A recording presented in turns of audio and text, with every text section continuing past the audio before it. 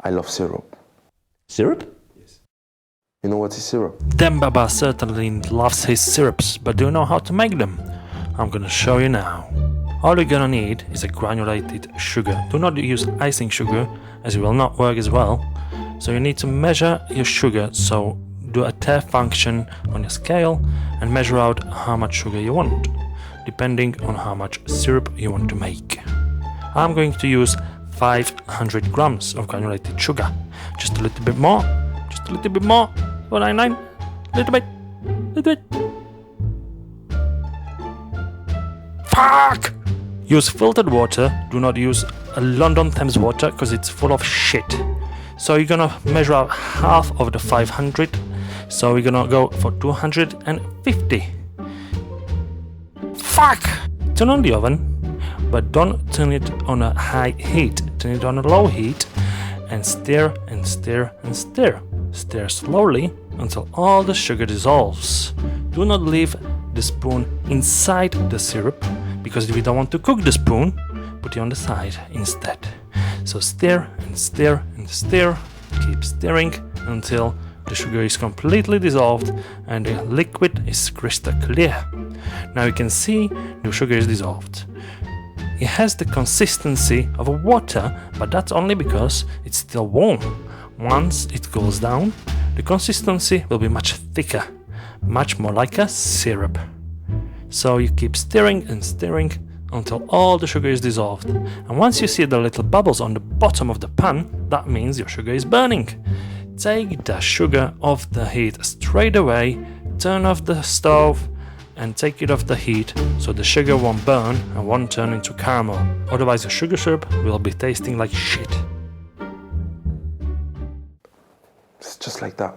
How often do you have it? Every day. Yes, it's just like that, very simple. Now with the sugar, I'm going to infuse it. I'm going to infuse it with a lavender, so I'm gonna put some lavender inside the bottle.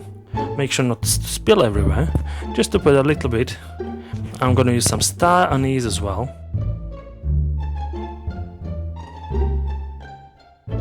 Couple of sticks of cinnamon in another bottle. With a vanilla pod, you don't stick it straight in, you need to open it up to release the flavor. So cut the vanilla pod in half and open it up, and after that you can stick it inside the bottle.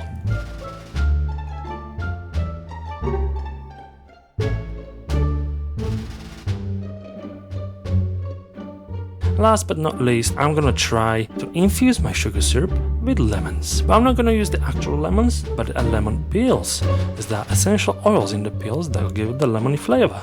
The white zest on the inside we do not want, as it will give a bitter taste. So we take it off, and our peels we put straight inside the bottle, ready for infusion. We have all of our lavender, anise, cinnamon, vanilla and lemon ready. All we need to do is add sugar syrup in them. I'm adding the sugar syrup while still hot, as it makes the infusion a little bit faster and a little bit better.